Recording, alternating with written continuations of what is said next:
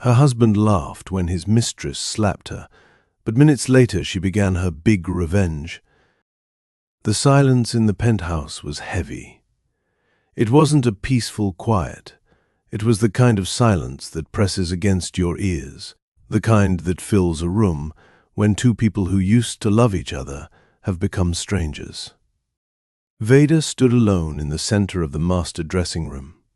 It was a space larger than most people's apartments, lined with custom Italian cabinetry and illuminated by a crystal chandelier that scattered light across the marble floor. She stared at her reflection in the floor-to-ceiling mirror. The woman staring back at her looked perfect. She was wearing a custom-made emerald silk gown that draped over her curves like liquid. The green fabric brought out the warmth in her deep, radiant skin. Her hair was pulled back into an elegant, low bun, highlighting her high cheekbones and the slender curve of her neck. She adjusted the diamond strap on her shoulder. It was cold against her skin. "You can do this, Veda," she whispered to her reflection. Her voice sounded small in the massive room. "Just one more night. Just get through the gala." She reached for her lipstick, a deep crimson shade, but her hand trembled slightly. She set it down and gripped the edge of the marble vanity. She closed her eyes, taking a deep, steadying breath. For the world outside, Veda was the lucky wife of Sterling Vance, the charismatic CEO of Nexus Horizon. The magazines called them a power couple. The blogs called her a socialite. They said she was lucky to have snagged one of the richest men in the tech industry. If only they knew. Veda opened her eyes. The sadness in them was profound. It was the look of a woman who was tired of pretending. The truth was a secret she guarded fiercely. Sterling didn't build Nexus Horizon. She did. 10 years ago, Veda was the one with the engineering degree and the patents. Sterling was the one with the charm and the marketing degree. When they started the company in their cramped garage, Veda had made a choice. She saw how much Sterling loved the attention. He came alive when people looked at him. He thrived on the applause. Veda, on the other hand, preferred the quiet of the lab, the strategy, the numbers. So, out of love, she stepped back. She let him put his name on the door. She let him take the interviews. She set up a holding company, Veda Ventures, to own the assets, but she let the world believe Sterling was the king. She wanted him to feel like a giant. She never imagined that one day he would look down on her like she was an ant. "Are you coming? Or do I have to make the entrance alone?" The voice cut through her thoughts like a serrated blade. Veda turned slowly. Sterling was standing in the doorway. He looked every inch the billionaire titan. His bespoke midnight blue tuxedo was cut to perfection, accentuating his broad shoulders. His sandy blonde hair was styled impeccably, and his blue eyes were sharp. But there was no warmth in those eyes. Not anymore. Once, he used to look at her with awe. He used to tell her she was the most beautiful woman in the world. Now, he looked at her with a mixture of impatience and boredom. He checked his platinum watch, tapping his foot against the floor. "I'm ready, Sterling," Veda said softly. She picked up her clutch, a small glittering thing that held her phone and her lipstick. She walked toward him, her heels clicking rhythmically on the marble. As she got closer, she noticed his bow tie was slightly crooked. It was a habit of his. He could never get it quite right. Instinct took over. The muscle memory of a decade of marriage. Veda reached out, her fingers brushing against the silk of his lapel. "Hold on. Let me fix—" "Don't," Sterling snapped. He flinched away from her touch as if she had burned him. He took a step back, brushing his chest off where her hand had been, as if she were dirt. Veda's hand froze in mid-air. She slowly lowered it to her side. The rejection was physical. It settled in her chest, a heavy, aching weight. "Don't wrinkle it," Sterling muttered, adjusting the tie himself in the hallway mirror. "And for God's sake, try to smile tonight, Vader. You have been moping around for weeks. It is bad for the brand. Investors get nervous when the wife looks miserable." Vader felt a lump form in her throat. She swallowed it down. She would not cry. Not now. "I haven't been moping," she whispered, her voice barely audible. "I have been lonely, Sterling. You haven't been home for dinner in 3 months. You missed our anniversary last week." Sterling didn't even turn around. He continued looking at himself in the mirror, practicing his smile, the fake, dazzling smile he used for the cameras. "I am building an empire, Vader," he said dismissively. "I have meetings. I have responsibilities. I don't have time to sit around eating pasta and talking about our feelings. Stop being so needy. It's unattractive, needy." The word hung in the air. Vader thought about the late nights she spent reviewing the company's legal documents, so Sterling wouldn't have to. She thought about the capital she injected from her trust fund when the company was nearly bankrupt 5 years ago. She thought about how she managed the household, the staff, and his entire schedule so he could focus on being the face. Needy? No. She wasn't needy. She was necessary, but he had forgotten that. "I'm ready," she said again, her voice firmer this time. Sterling finally turned to her. He scanned her up and down, not with desire, but with a critical, appraising eye. Like a man inspecting a car he was thinking of trading in. "Fine," he said. "Let's go. And remember, stay close during the photos, but don't talk too much. You bored the senator last time with that talk about patent law. Just smile and nod. Look pretty. That is your job." He turned on his heel and walked out the front door, leaving it open. Vader stood there for a second, the cold wind from the open door blowing against her skin. She looked at the foyer of the home she had paid for, the art on the walls she had selected, the life she had curated for him. She took a deep breath, plastered a smile on her face, and walked out into the night. The limousine was sleek, black, and silent. It moved through the city streets like a shark through water. Inside, the atmosphere was suffocating. Sterling sat on the far side of the leather bench seat, as far away from Vader as possible. The glow of his phone screen illuminated his face.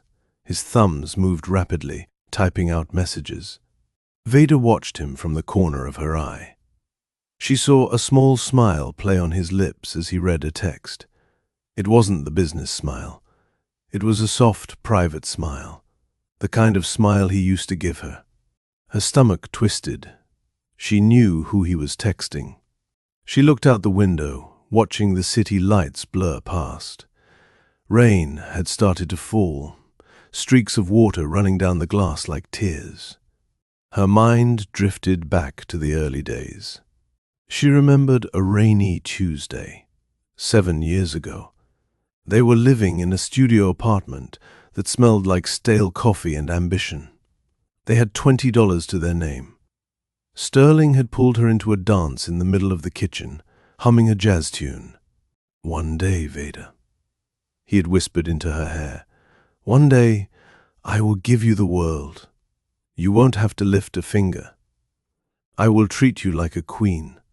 "I don't need the world," she had replied, resting her head on his chest. "I just need you."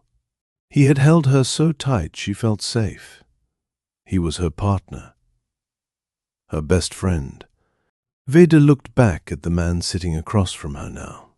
The suit was expensive, the watch was platinum, the car was luxury. But the man was gone. "Sterling," she asked, breaking the silence. "What?" he snapped, not looking up from his phone. "Do you remember what today is?" Sterling sighed, a sound of exaggerated exhaustion. He finally locked his phone and dropped it on the seat next to him. Vader, I am preparing for the biggest night of the fiscal year. Do we really have to play guessing games? It's the date we incorporated Nexus, she said quietly. 10 years ago today. We signed the papers on the hood of your old Toyota. Sterling stared at her blankly. For a second, Vader hoped she would see a flicker of recognition. A spark of nostalgia. Anything. Right, Sterling said, indifferent. Well, that explains the gala. It's a milestone. It's our milestone, she corrected him. It's the company's milestone, he corrected back, his voice cold. And honestly, Vader, you need to stop living in the past. That old Toyota is gone. We aren't those people anymore. I have evolved. You should try it. He picked his phone back up. The conversation was over. Vader turned back to the window. She felt a strange sensation in her chest. It wasn't heartbreak anymore. Heartbreak is hot. It burns. This was cold. It was a creeping numbness. She realized then that she wasn't just losing her husband. She had already lost him. He was sitting 3 feet away, but he was miles gone. The car slowed down. Through the tinted windows, Vader could see the flashing lights of the paparazzi. The red carpet was rolled out in front of the Grand Hotel. Crowds of people were pressing against the velvet ropes. Sterling straightened his jacket. He checked his teeth in the reflection of the window. He took a deep breath and instantly his face changed. The scowl vanished. The coldness evaporated. He put on the mask of the charming, benevolent billionaire. "Showtime," he muttered. He reached for the door handle, then paused. He looked at Vader. "Just try not to embarrass me, okay?" Vader looked at him. Really looked at him. "I won't embarrass you, Sterling," she said, her voice steady. "But you might embarrass yourself," she thought. The chauffeur opened the door. The noise of the crowd rushed in, shouting photographers, cheering fans, the chaos of celebrity. Sterling stepped out, waving to the crowd. The flashes went off like lightning storms. He turned and offered his hand to Vader. It looked like a romantic gesture to the cameras, but Vader knew better. He was just steering a prop. She took his hand. It felt cold. As she stepped out onto the red carpet, a chant started from the photographers. "Sterling, Sterling, over here. Look here, Mr. Vance." Nobody called her name. To them, she was just the shadow next to the sun. But shadows have a way of growing when the sun starts to set. And for Sterling Vance, the sun was about to set much faster than he realized. They walked up the carpet, Sterling gripping her waist a little too tightly, his fingers digging into her side. "Smile," he hissed through his teeth while waving at a reporter. Vader smiled, but it didn't reach her eyes. Inside the ballroom, the air was warm and smelled of expensive perfume and champagne. Waiters in white jackets moved silently through the crowd. A string quartet was playing something classical and refined. But as Vader and Sterling entered the room, the atmosphere shifted. It wasn't something you could see, but something you could feel. Heads turned. Whispers started behind raised hands. Eyes darted from Vader to the far corner of the room. Vader followed their gaze. There, standing by the bar, holding court like she owned the place, was a woman in a daring crimson-red dress. It was cut low, aggressively so. Her dark hair cascaded over her shoulders, and her lips were painted a bright, violent red. It was Sienna, Sterling's executive assistant. Vader felt a chill run down her spine. Sienna wasn't supposed to be here. This was a gala for board members and major investors. Assistants were usually working behind the scenes, but Sienna wasn't working.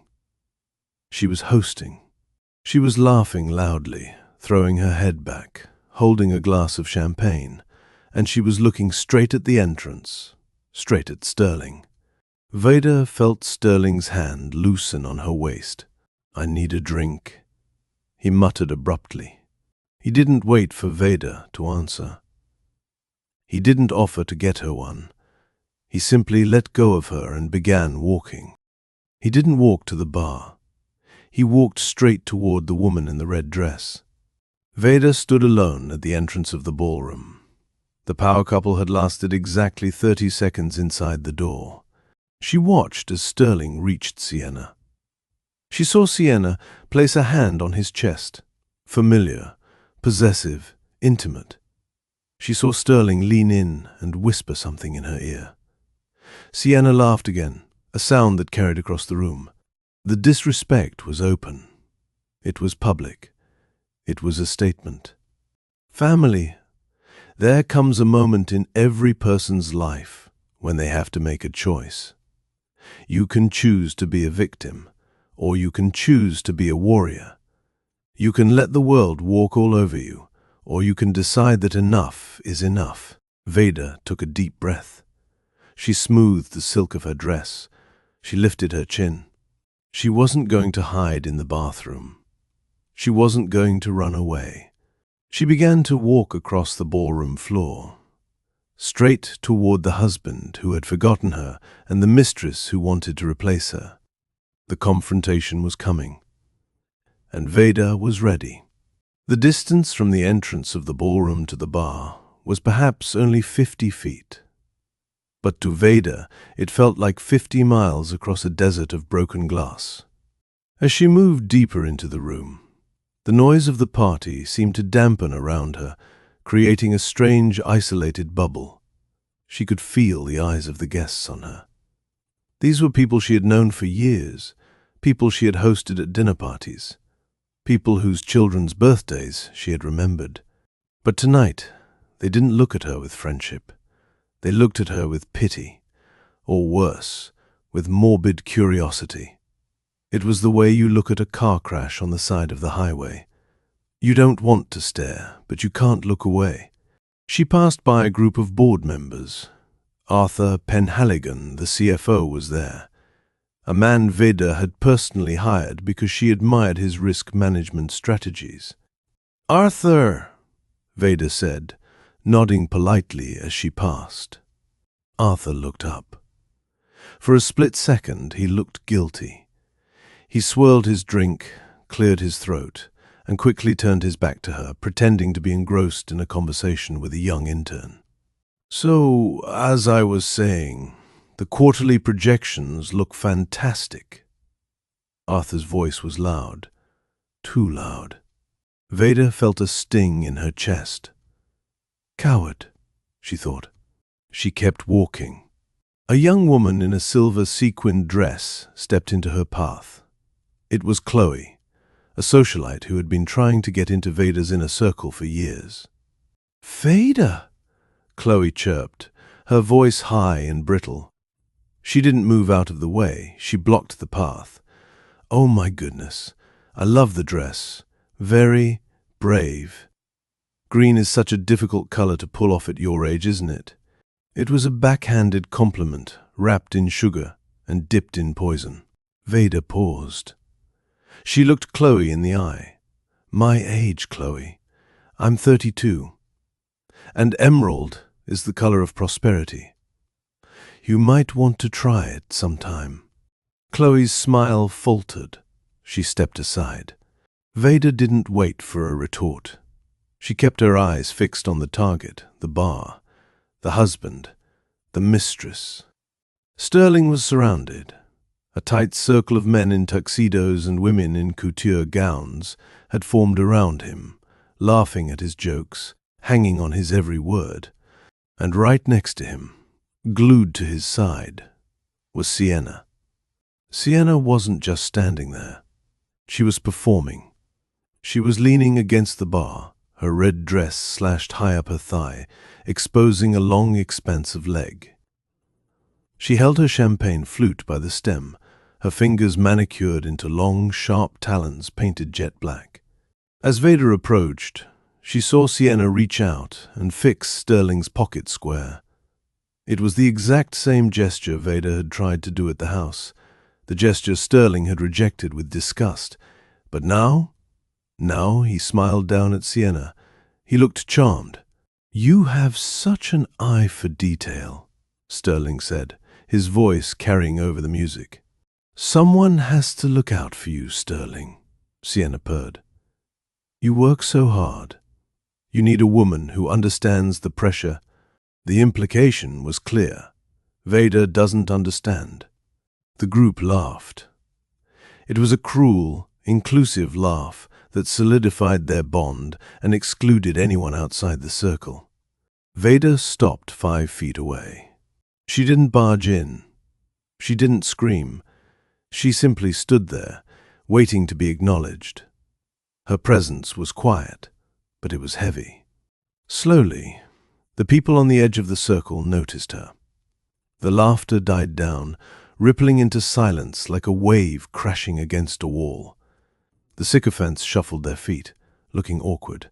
They parted ways, creating a clear path between the wife and the husband.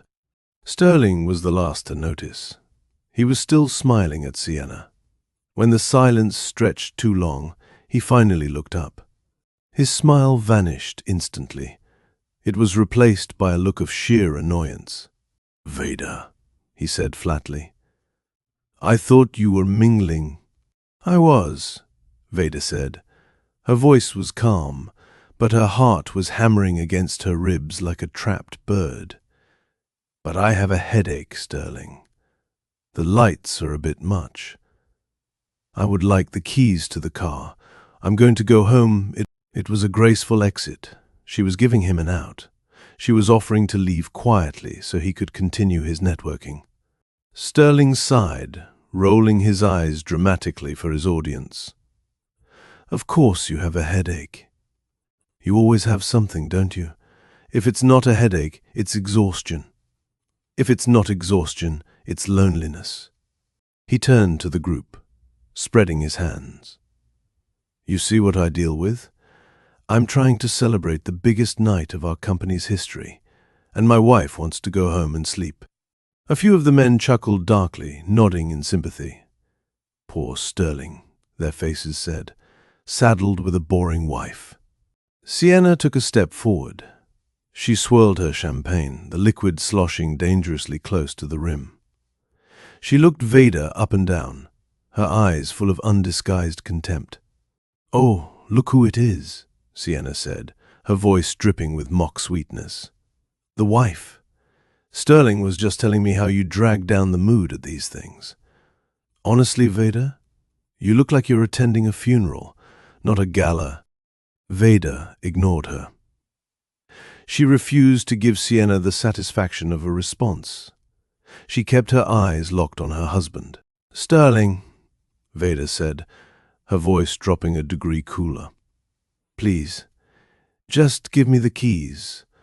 I don't want to make a scene." "She is talking to you, Vader," Sterling snapped. The room went deathly quiet. Even the bartenders stopped polishing glasses. "Excuse me," Vader asked. "Sienna," Sterling said, gesturing to his mistress. "She is talking to you. Don't be rude. Sienna has done more for this company in the last 6 months than you have in 6 years. She organized this entire event. She secured the Asian market deal. She deserves your respect." The lie was so bold, so audacious, that Vader almost laughed. Sienna hadn't secured the Asian market deal. Vader had. Vader had spent 3 weeks on Zoom calls at 3 a.m. negotiating with the Tokyo partners, while Sterling was golfing. Sienna had merely booked the flight. "That is not true, and you know it," Vader said.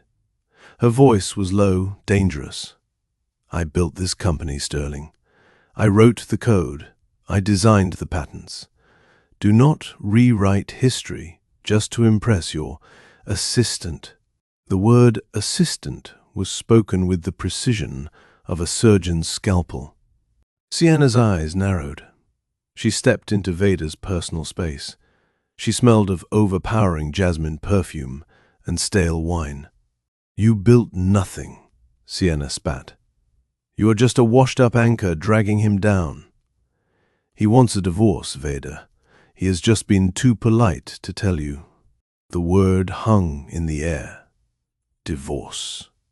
Vader felt the blood drain from her face. She looked at Sterling.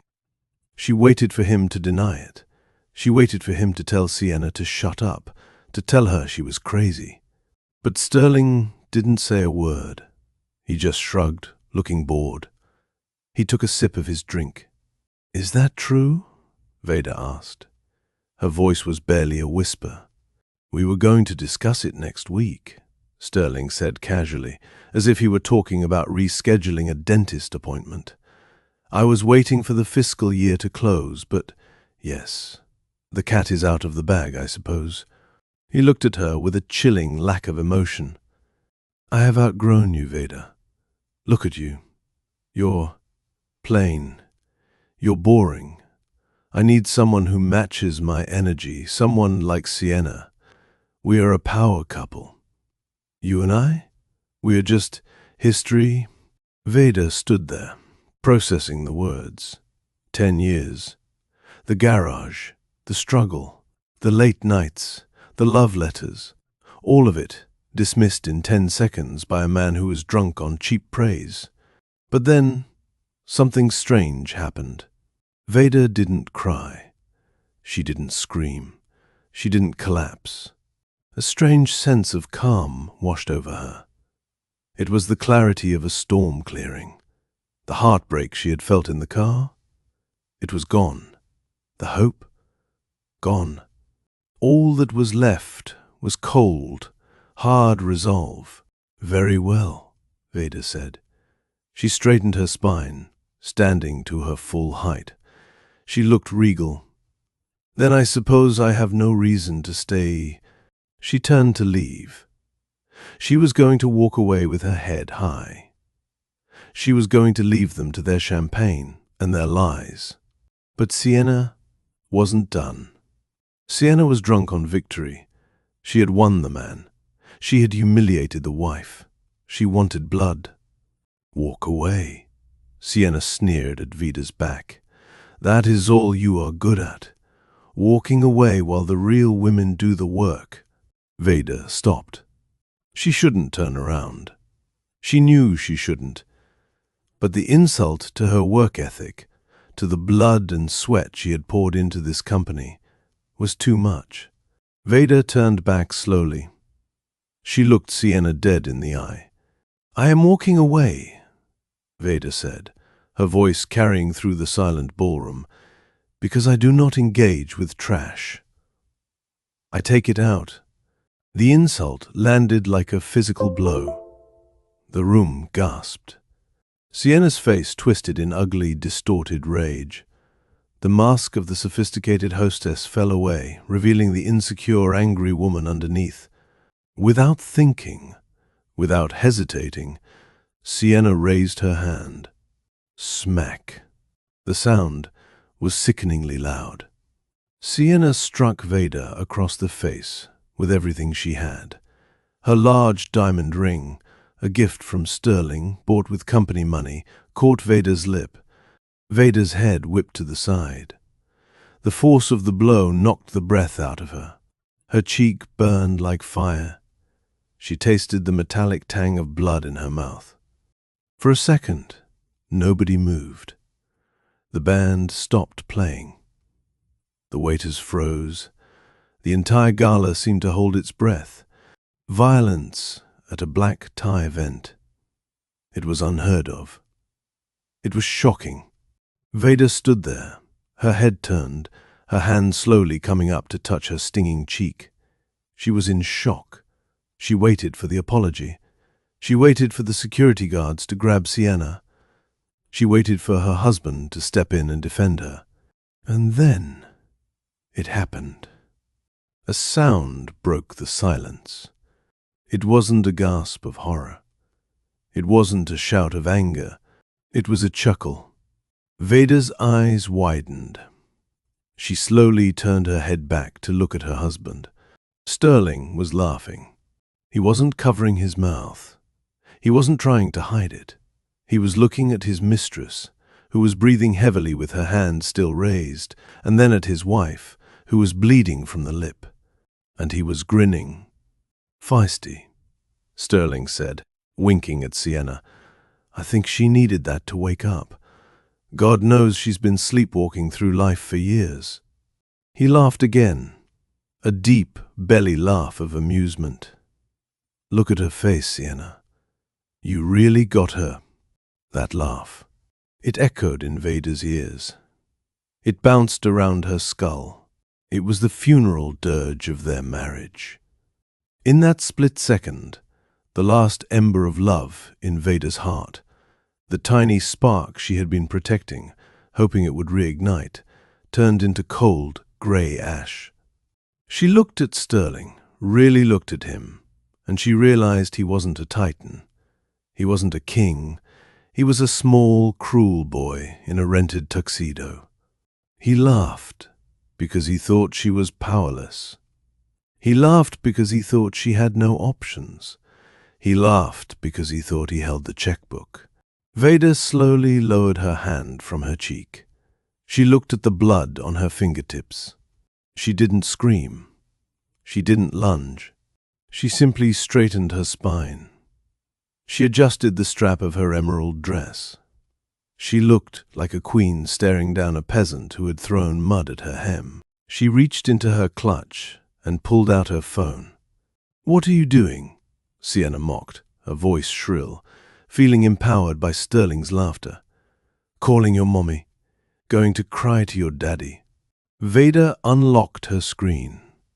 Her thumbs moved with lightning speed, tapping into the secure banking app that controlled the holding company. "No," Veda said. Her voice was smooth as velvet, but cold as the grave. "I am initiating a protocol." "Protocol?" Sterling scoffed, taking another sip of his drink. "You are delusional, Veda. Put the phone away." Veda ignored him. She tapped the screen one last time. A red box appeared on her display. "Access revoked. Level 5 security lockdown initiated. Asset freeze. Active." She looked up. A small, terrifying smile touched her lips. It was a smile that didn't reach her eyes. "It is done," she whispered. Sterling frowned. He set his glass down. "What is done? Stop being dramatic. You wanted to buy around for the house, didn't you, Sterling?" Veda gestured to the bar, her voice raising slightly so the crowd could hear. "Go ahead. Celebrate my departure. Buy everyone the most expensive bottle you have." Sterling rolled his eyes. He turned to the bartender, eager to show off, eager to get the attention back on him. "You heard her," Sterling shouted, slamming his hand on the bar. "A bottle of your finest Dom Perignon for everyone. On me!" He reached into his pocket and pulled out his heavy platinum black card. The card that symbolized his status. The card he used to buy Sienna's dresses, the hotel rooms, the dinners. He slapped it on the counter with a flourish. "Keep the tab open," Sterling commanded. The bartender, a young man named Leo who looked terrified, picked up the card. He swiped it through the machine. Beep. Leo frowned. He looked at the machine. He wiped the card on his apron and swiped it again. Beep. Sterling tapped his fingers impatiently. "What is the hold-up, kid?" "Pour the drinks." "Sir," the bartender said awkwardly, his face turning red. It's declined." The room went silent again, but this time it was a different kind of silence. It was the silence of anticipation. "Don't be ridiculous," Sterling snapped. "Swipe it again. That card has no limit. It's a black card." I did, sir," Leo stammered. "It says card stolen." confiscate immediately. Sterling's face went pale. What? That's impossible. Try this one, Sterling said, fumbling in his wallet. He pulled out his gold corporate card. Something must be wrong with the chip. He handed over the gold card. Sweat was starting to bead on his forehead. Leo swiped it. Beep. Declined, Leo said. Account frozen. Sienna laughed nervously. She touched Sterling's arm. Sterling, what is going on? This is embarrassing. Sterling turned to Vader. His eyes were wide, filled with sudden panic. What did you do? He demanded. Vader checked her nails nonchalantly. I didn't do anything to your money, Sterling, she said calmly. You don't have any money. I froze my accounts. You know, the ones you have been authorized to use as a secondary user. The ones you have been using to fund your lifestyle. I just removed you from the authorized list. You can't do that, Sterling stammered.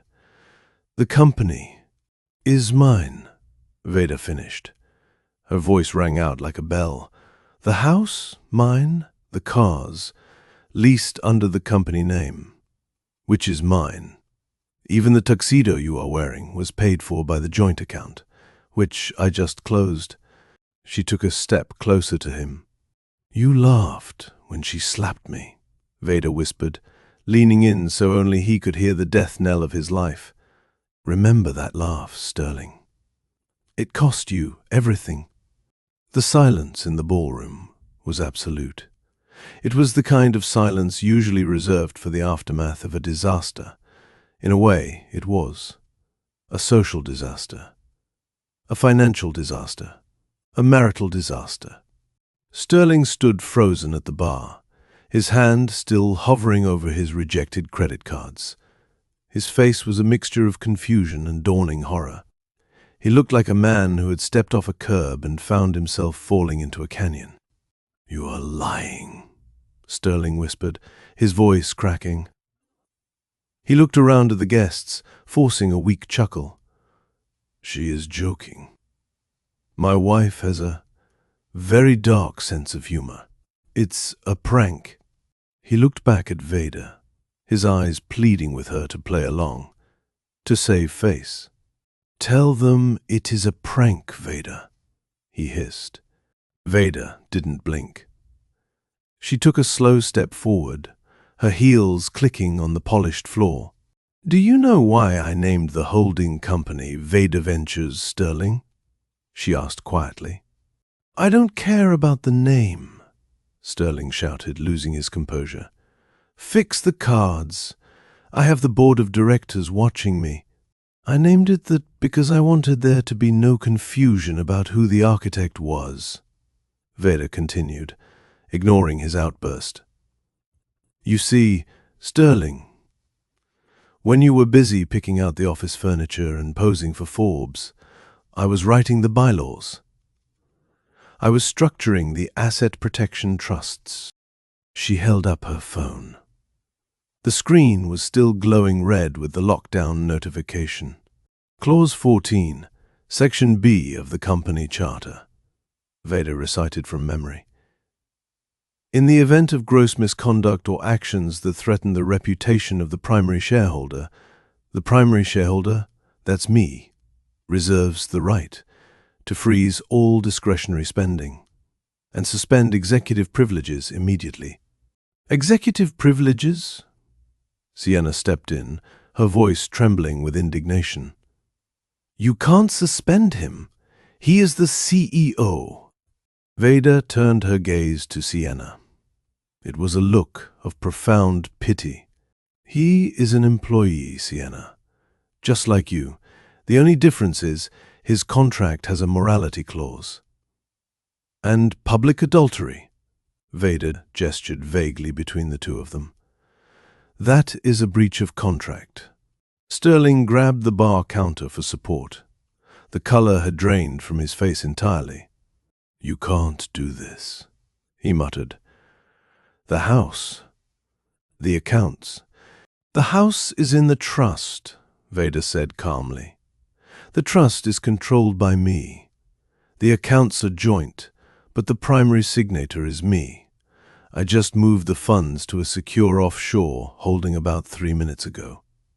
Right before you laughed, she tilted her head. You have exactly $42 in your checking account, Sterling. I left you that. It should be enough for a taxi to a motel. Although, given the rates in this city, you might have to share a room. The reality of the situation began to ripple through the crowd. The sycophants, the people who had been laughing at Vader just moments ago, started to back away. It was a subtle movement at first. A step back here. A turned shoulder there. Rich people have a sixth sense for failure. They can smell when someone has lost their power, and they distance themselves instantly to avoid the stench.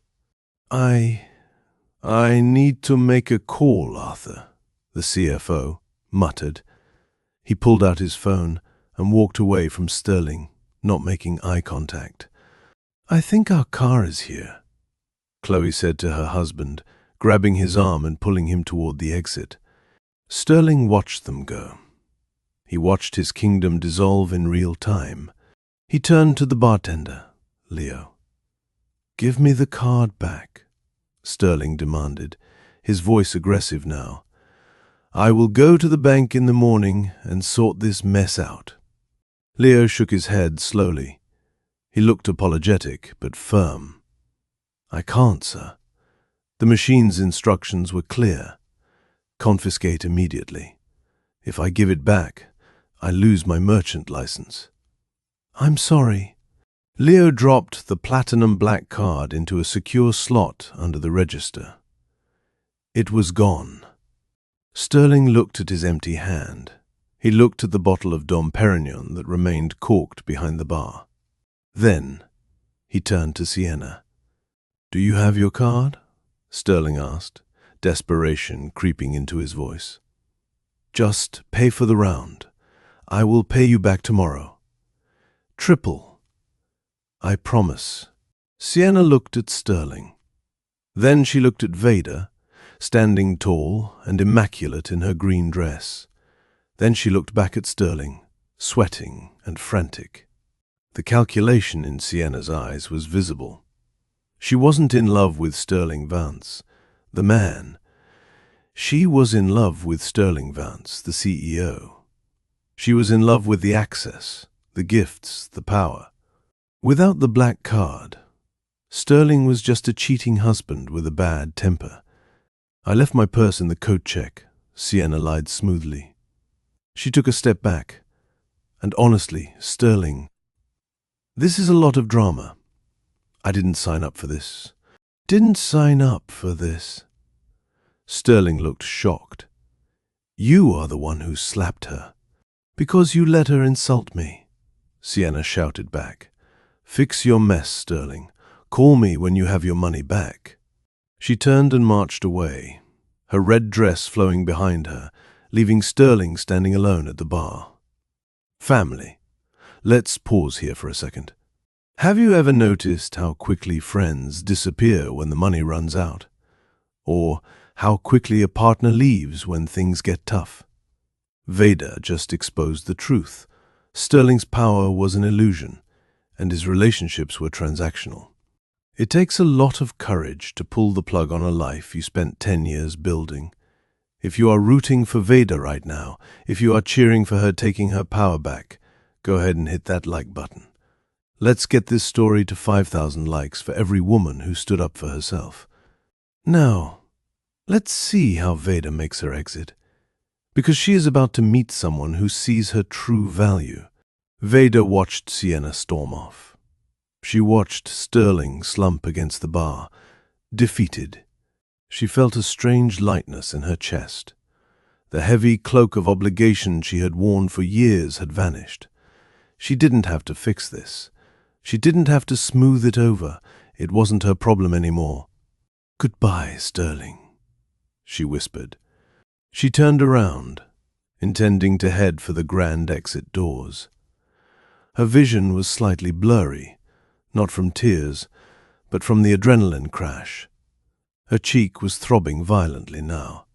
She took a sharp turn past a pillar, moving fast, wanting to get to the cool night air. Bump. She ran straight into something solid. It wasn't a wall. It was warm. It was firm. It was a chest clad in a high-quality charcoal grey suit. Veda stumbled back, losing her balance on her high heels. Strong hands reached out instantly, gripping her elbows to steady her. The grip was secure, protective, but gentle. Steady. A deep voice rumbled. It was a baritone voice, rich and calm, vibrating through her own chest. Veda looked up and up. Standing there was a man she had never seen before. He was tall, taller than Sterling. He had broad shoulders that filled out his suit in a way that suggested he spent time in a gym, not just a boardroom. His hair was dark and thick, brushed back from a strong, square forehead, but it was his eyes that caught her. They were hazel, a mix of green and gold, and they were looking at her with an intensity that made her knees weak. He didn't look at her like a socialite. He didn't look at her like a wife. He looked at her like he was seeing her. "I am so sorry," Veda breathed, steadying herself. "I wasn't looking where I was going." The man didn't let go of her arms immediately. He made sure she was balanced first. Then he gently released her. He didn't smile, the fake social smile. His expression was serious, concerned. "You have nothing to apologize for," he said. He reached into his breast pocket and pulled out a pristine white silk handkerchief. He offered it to her. "You are bleeding," he said softly. Veda touched her lip. Her fingers came away red. The cut from Sienna's ring was deeper than she thought. She looked at the handkerchief, then at the man. "Thank you," she said, taking it. She dabbed her lip. I must look a mess." "You look like a warrior who just won a war," the man said. Veda froze. She looked at him sharply. "You saw?" "I saw everything," he said. "I was standing on the mezzanine. I saw the slap. I heard the laugh. And I saw you take down the entire room without raising your voice. It was impressive." Veda felt a blush rise to her cheeks, masking the pain of the bruise. She wasn't used to compliments on her strength, only on her appearance or her hospitality. "I am Sian," he said, extending a hand. "Veda," she replied, shaking it. His hand was warm, his skin rougher than Sterling's soft, manicured hands. It felt like a working man's hand. "I know who you are, Veda," Chian said. Veda stiffened. "Oh, the failed wife." "No," Chian shook his head. "Veda Vance, the valedictorian of MIT, the author of the quantum data structuring patent. I studied your business model in grad school. You are a legend in the coding world. I always wondered why you hid behind a frontman like Sterling." Veda was stunned. For 10 years, people had introduced her as Sterling's wife. This stranger knew her patents. "I thought it was best for the brand," she admitted quietly. "Sterling was the face. I was just the brain. The brain is what matters," Tian said firmly. "The face is just packaging." He glanced over Veda's shoulder at the bar, where Sterling was now arguing loudly with the bartender, flailing his arms. "He doesn't deserve you," Chian said. "He never did." It wasn't a pickup line. It was a statement of fact. "I know that now," Veda said. "Do you have a way out of here?" Chian asked. "I imagine your husband isn't in a position to drive. And the paparazzi outside are going to be in a frenzy once the rumor of the card decline hits the wire." Veda hadn't thought about that. The shark's outside. I don't have a car, she realized. The driver works for the company. My car is out back, Sheehan said. Private exit, no cameras. I can drop you wherever you need to go. He paused, then added with a dry, slight smile. And perhaps, if you are interested, I can recommend a very good lawyer who specializes in asset recovery and hostile takeovers. Although, judging by what I just saw, you might not need one. Veda looked at him. He was offering her safety. He was offering her respect. She looked back one last time at the ballroom, at the fake friends, at the shallow luxury, at the husband who had laughed at her pain. Then she looked at Sheehan. I have the assets covered, Veda said, a genuine smile finally reaching her eyes, breaking through the sadness. But I could use the ride. Sheehan offered his arm. It was an old-fashioned gesture, but it felt right. Shall we? He asked. Veda hooked her arm through his. Let's go. As they walked toward the side exit, leaving the chaos behind, Veda realized something. She wasn't running away. She was moving forward. The revenge wasn't just about taking the money. It was about taking back her life. And for the first time in a long time, walking next to this stranger, she didn't feel alone. The sun rose over the city skyline, casting a pale, unforgiving light on the streets below. Veda woke up in the master suite of the Four Seasons. She hadn't gone home. She couldn't. That penthouse was a mausoleum of her dead marriage. She sat up in the king-sized bed, the high thread-count sheets pooling around her waist. For the first time in months, she had slept deeply. No tossing and turning, waiting for the sound of the front door opening. No wondering where he was. She climbed out of bed and walked to the mirror. The bruise on her cheek had bloomed overnight, a dark purple mark against her skin. She touched it gently. It hurt, but it was a good hurt. It was a reminder. It was the physical proof that she had survived the worst and was still standing. She picked up her phone. There were 47 missed calls from husband, 12 voicemails, 30 texts ranging from begging, Veda, please pick up, to threatening you can't do this to me, to pathetic I'm cold. Veda didn't listen to them. She selected all and pressed delete. She ordered breakfast, coffee, black, and a bowl of fruit. Then she opened her laptop. It was time to go to work. She wasn't going to the office today as a wife bringing her husband lunch. She was going as the majority shareholder. She opened her email and drafted a message to the board of directors. Subject, emergency meeting, 9 a.m. Topic, immediate restructuring of executive leadership. She hit send. Then she walked to the closet. She had sent an assistant to buy clothes earlier that morning. She pushed aside the soft, flowy dresses Sterling liked her to wear. She reached for a structured navy blue power suit, sharp lines, commanding silhouette. She pulled her hair back into a tight, severe ponytail. She applied her makeup, not bothering to cover the bruise completely. Let them see it. Let them ask. She looked at herself one last time. The king is dead, she whispered to the woman in the mirror. Long live the queen. While Veda was sipping coffee in a warm hotel suite, Sterling Vance was having the worst morning of his life. He was standing outside the heavy oak doors of the penthouse. He was still wearing his tuxedo from the night before, but now it was wrinkled and stained. His bow tie was undone, hanging loosely around his neck. He smelled of stale alcohol and sweat. Next to him stood Sienna. She looked even worse.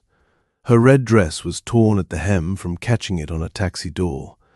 Her heels were in her hand, and she was shivering in the morning chill. "Open the door, Sterling," Sienna snapped, hugging her bare arms. "I need a shower. I need to charge my phone. I'm trying, Sterling shouted, jamming his thumb against the biometric scanner for the 10th time. Access denied. The robotic voice of the security system chirped cheerfully. Biometric match failed. User not authorized. It's broken. Sterling kicked the door. This damn thing costs $50,000, and it's broken. It's not broken, Sienna said, her voice dripping with venom. She locked you out. You said you would fix this. I will. Sterling spun around, his eyes wild. I just need to get inside, get my laptop, get my backup codes. She can't lock me out of the main server. I'm the CEO. He reached for the keypad to type in the emergency override code. Code invalid. Sterling stared at the blinking red light. He felt a cold pit open in his stomach. That code was hardwired into the system. The only way to change it was... She wiped the system, he realized. She reset the entire security protocol to factory settings. He slumped against the door, sliding down until he hit the floor. Sienna looked down at him. The man she had thought was a golden ticket was now just a homeless man in a tuxedo. She dropped her heels on the floor. I'm leaving, she said. Sterling looked up. What? Where are you going? We need to stick together. We're a team. Sienna laughed. It wasn't the flirtatious laugh from the party.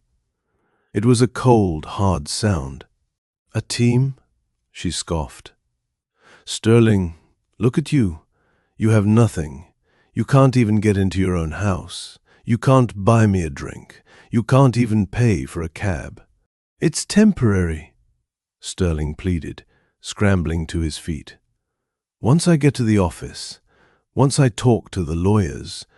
There are no lawyers for you, Sienna cut him off. I saw her face last night. She isn't playing games. She owns you. And frankly, I don't date employees. I date owners. She flagged down a passing taxi. Wait! Sterling grabbed her arm. Sienna, please. I left her for you. Sienna yanked her arm away. She looked at him with pure disgust. That was your first mistake, she said. And your second mistake was thinking I actually liked you. She got into the taxi and slammed the door. Sterling stood alone on the sidewalk. Passers-by were starting to stare. A jogger ran past, looking at him with confusion.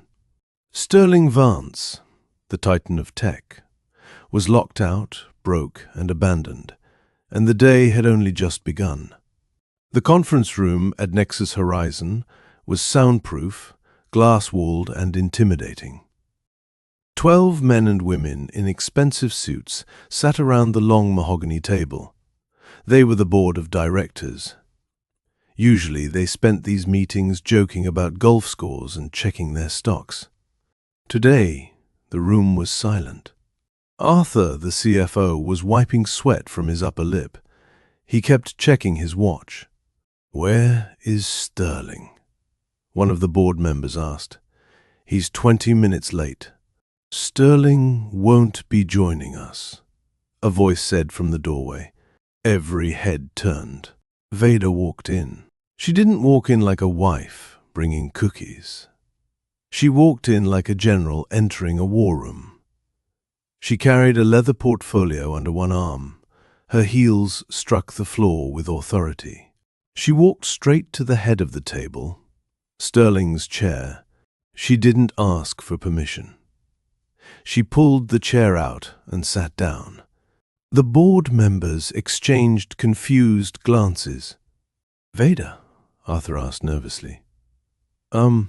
This is a closed session. We're waiting for the CEO. I am aware of who you are waiting for, Arthur, Vader said, placing her portfolio on the table. But as the owner of 51% of the voting stock via Vader Ventures, I am calling this meeting to order. A murmur went through the room. They knew Vader Ventures held the stock, but most of them assumed Sterling controlled it. Now, Vader said, opening a folder, let's look at the quarterly financials.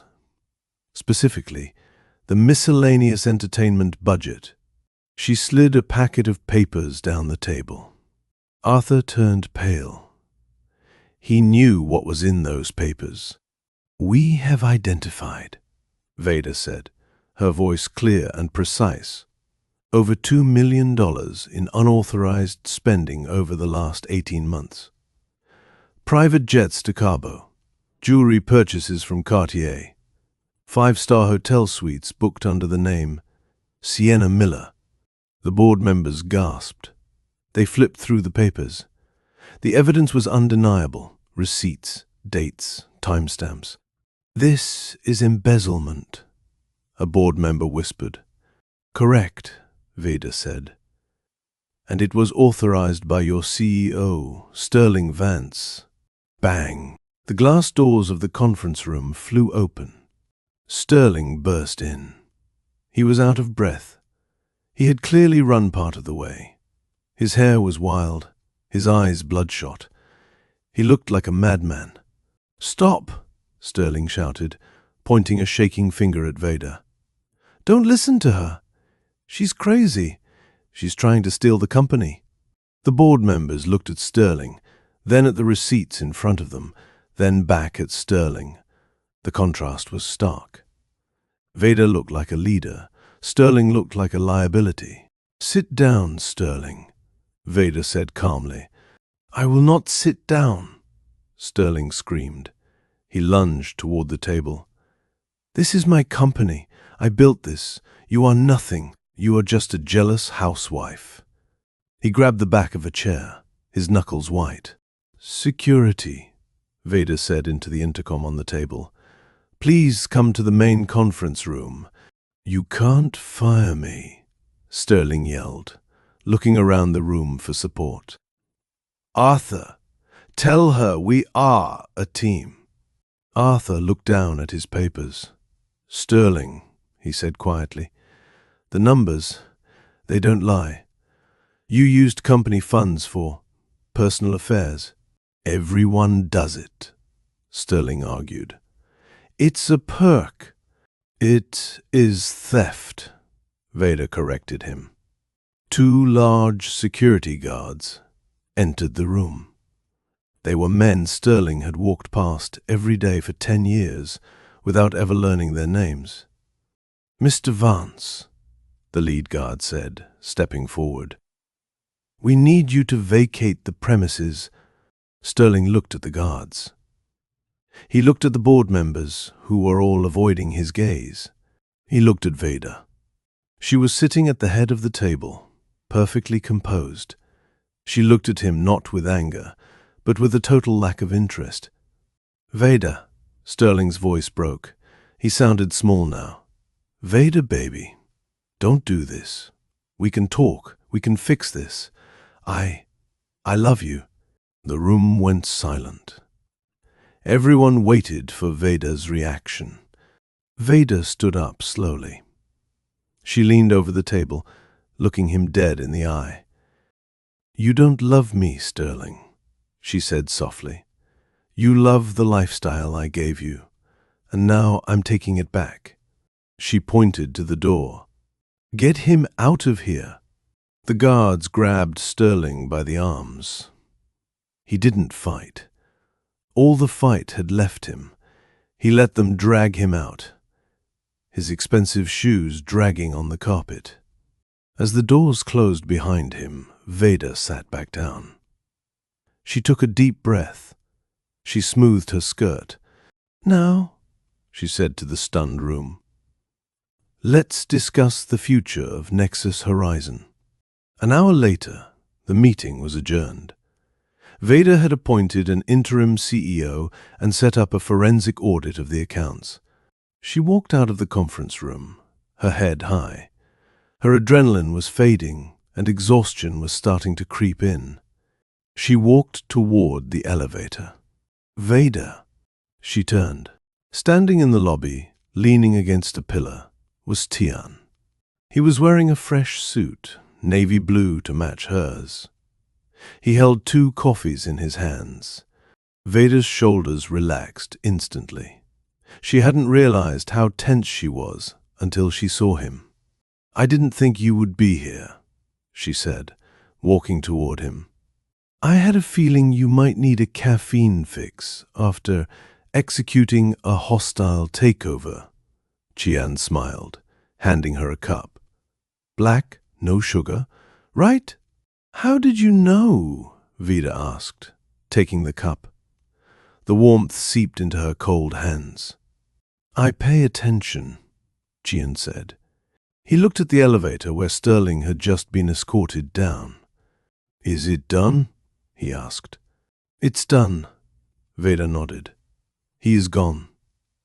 The board is terrified, but they are falling in line." "Good," Tian said. "You did well." He didn't try to hug her or make a move. He just stood there, a solid presence in her chaotic world. "I have a meeting with my legal team in an hour to finalize the divorce filing," Veda said. "But I have 40 minutes. Tian checked his watch. 40 minutes is enough time for a walk in the park. Fresh air. No boardrooms. No screaming ex-husbands. Veda looked at him. For 10 years her life had been about rush, rush, rush, about Sterling's schedule, about the company. A walk in the park sounded like heaven. "I would like that," she said. "Family. Look at the difference." Sterling wanted Veda to rush, to work, to serve. Tian just wants to give her peace. When you are looking for a partner, don't look for the person who wants to show you off to the world. Look for the person who wants to give you a break from the world. If you are loving this transformation, drop a Queen Veda in the comments below. The morning sun streamed through the glass walls of the CEO's office at Nexus Horizon. A month ago, this room had been a shrine to Sterling's ego. It had been filled with framed magazine covers of his face, golf trophies, and heavy, imposing furniture meant to intimidate visitors. Now, it was transformed. Veda had cleared out the clutter. The walls were now covered in whiteboards filled with schematics, code, and project timelines. The heavy oak desk was gone, replaced by a sleek, modern-standing desk where Veda was currently working. She looked different. The tension that used to live in her shoulders was gone. Her skin was glowing. She wore a simple cream-colored blouse and tailored trousers. She didn't look like a trophy wife trying to fit a mold. She looked like a woman who was comfortable in her own skin. There was a knock on the door. "Come in," Veda called out, not looking up from her tablet. Arthur, the CFO, poked his head in. He looked healthier too. Since Veda took over, the party culture of the executive suite had been replaced by a culture of actual work. "Morning, Veda," Arthur said respectfully. "I have the month-end reports. You are going to want to see this." Veda took the file. She scanned the numbers. Her eyebrows shot up. "Profit is up 15%, she asked. Turns out, Arthur smiled, when the CEO isn't spending $2 million on private jets and parties, the company is actually quite profitable. The shareholders are thrilled. The stock price hit an all-time high this morning. Veda smiled. It wasn't a gloating smile. It was a smile of satisfaction. "Good work, Arthur," she said. "Let's approve the bonus structure for the engineering team. They did the heavy lifting. They deserve a share of the win." "I will handle it." Arthur nodded. He paused at the door. "Oh, and Veda, there is a delivery for you at the front desk. Security scanned it. It's safe. Just flowers." Veda felt a flutter in her stomach. She knew who they were from. "Thank you, Arthur." She walked to the reception area. There, sitting on the counter, was a simple bouquet of wildflowers.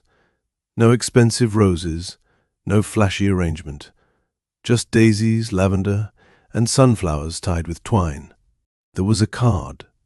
For the woman who grows everything she touches. Dinner tonight? Veda held the card to her chest. Sterling used to send her 300 red roses when he messed up. They were an apology currency. Tian sent wildflowers just because it was Tuesday. The difference was everything. That evening, Veda didn't go to a gala. She didn't go to a loud club. She was sitting on a park bench overlooking the harbor. The city lights twinkled in the distance, reflecting off the dark water. Chan was sitting next to her. They were eating takeout from a paper bag, the best Thai food in the city. So, Tian said, using chopsticks to pick up a piece of tofu, let me get this straight. You wrote the base code for the compression algorithm when you were 22? 21, Veda corrected him, laughing. I was a nerd, Tian. I spent my Friday nights in the computer lab. That is not being a nerd, Tian said seriously. That is being a visionary. While everyone else was partying, you were building the future. He looked at her with that intense hazel gaze that still made her heart skip a beat. You know, Tian said softly, I have met a lot of powerful people in my line of work. CEOs, politicians, celebrities. They all want to tell you how great they are. But you just do the work. You let the results speak. It is incredibly rare. Veda looked down at her hands. For a long time, I was told that my quietness was a weakness.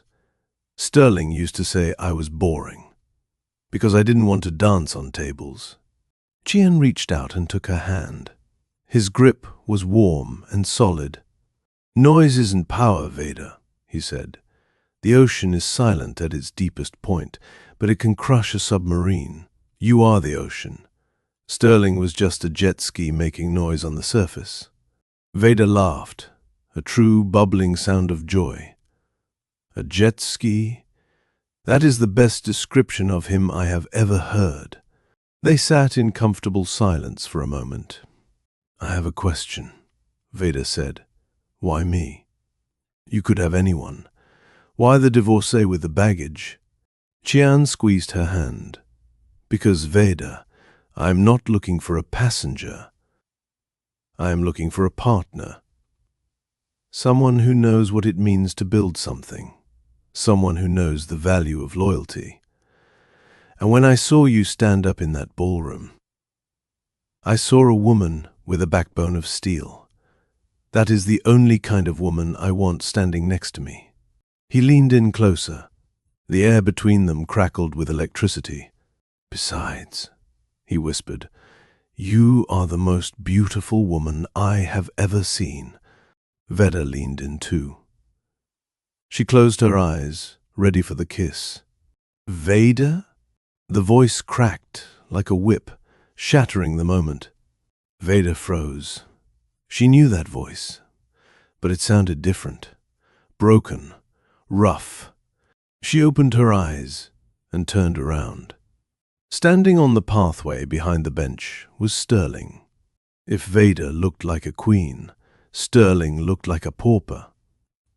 He was wearing jeans that were stained and a hoodie that looked 3 sizes too big. He hadn't shaved in weeks. His eyes were sunk deep into his skull, surrounded by dark circles. He looked 10 years older. Sterling, Veda said, her voice steady. She didn't let go of Tian's hand.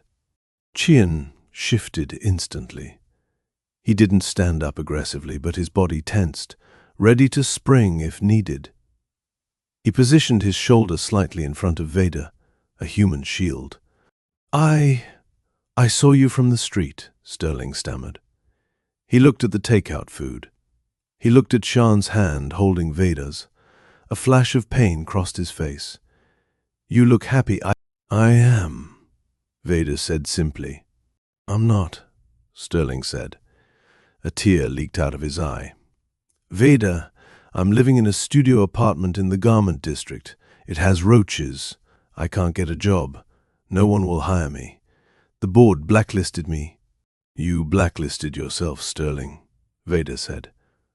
You stole from the company. You embarrassed the brand.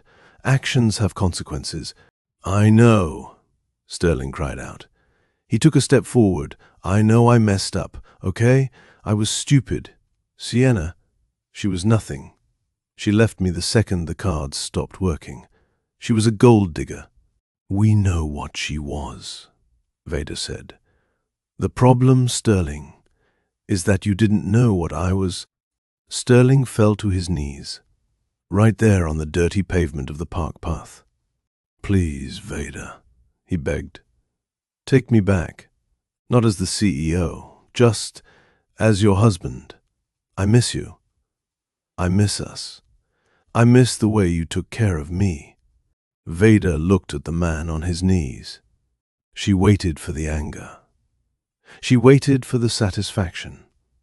She waited for the urge to kick him while he was down, but none of it came. She just felt indifferent. He was a stranger to her, a sad, pathetic stranger. Vader stood up. She let go of Qian's hand for a moment and walked over to Sterling. Qian watched her, trusting her. Vader reached into her purse. She pulled out her checkbook. Sterling's eyes lit up with hope. Vader, you're going to help me? Vader wrote a check. She tore it out with a crisp, ripping sound. She handed it to him. Sterling looked at the amount. It wasn't millions. It was $5,000. What is this? He asked, confused. It is enough for a bus ticket to your parents' house in Ohio, Vader said gently. And enough for first and last month's rent on an apartment there. Sterling looked horrified. But I belong here. I'm a tech mogul. You were never a mogul, Sterling, Vader said softly. You were an actor playing a role I wrote for you. The play is over. The curtain has fallen. It is time to go home. She stepped back. This is the last thing I will ever give you. Do not contact me again. If you do, Xian's lawyers will handle it, and they are much less polite than I am. Sterling held the check. He looked at Vader. He saw the finality in her eyes. He saw the strength, and he realized, finally, that he had lost the only real thing in his life because he was too busy chasing shiny, fake things. He stood up slowly. He didn't argue. He couldn't. He turned around and walked away into the darkness, clutching the check like a lifeline. Vader watched him go until he disappeared into the shadows. She felt a hand on her shoulder. Qian, are you okay? He asked. Vader took a deep breath of the salty sea air. She felt lighter than she had in 10 years. I didn't punish him to be cruel, she said. I just stopped carrying him. Qian smiled. He pulled her close and kissed her forehead. Come on, he said. Let's get you home. We have a big day tomorrow. I heard the CEO of Nexus Horizon is planning a merger with a certain cybersecurity firm. Vader laughed. Oh, really? And who runs that firm? Me. Qian grinned. But don't worry. I'm happy to be the junior partner. Vader took his arm. As they walked away from the harbor, under the glow of the streetlights, Vader thought about the slap, the laugh, the moment her world broke. It had been the most painful moment of her life. But it was also the best thing that ever happened to her, because it woke her up. Family, Vader's story, is a powerful reminder for all of us. Sometimes, We hold on to people who hurt us because we are afraid of being alone. We build them up, we cover for their mistakes, and we let them shine while we stay in the shadows. We think that is love. But love is not about making yourself small, so someone else can feel big. Love is about standing next to someone who thinks you are a giant. Sterling laughed because he thought Vader was weak. He didn't realize that the only reason he was standing tall was because she was holding him up. When she stepped away, he fell. If you are in a situation where you feel unappreciated, where you feel like a prop in someone else's show, remember Vader. Remember that you have the power to revoke access. You have the power to walk away. And you never know. Your Chien might be waiting right around the corner. If Vida's revenge gave you satisfaction, or if her strength inspired you, please destroy that like button. Let's get this video to 10,000 likes to show the world that we stand with the Vaders, not the Sterlings. And if you haven't already, please subscribe to the channel and join the family. I have so many more stories to share with you. Stories about love, justice, and the crazy journey of life. I love you all. Stay strong, stay kind, and remember, know your worth, and then add tax. Until next time, this is Mr. Bennett, signing off.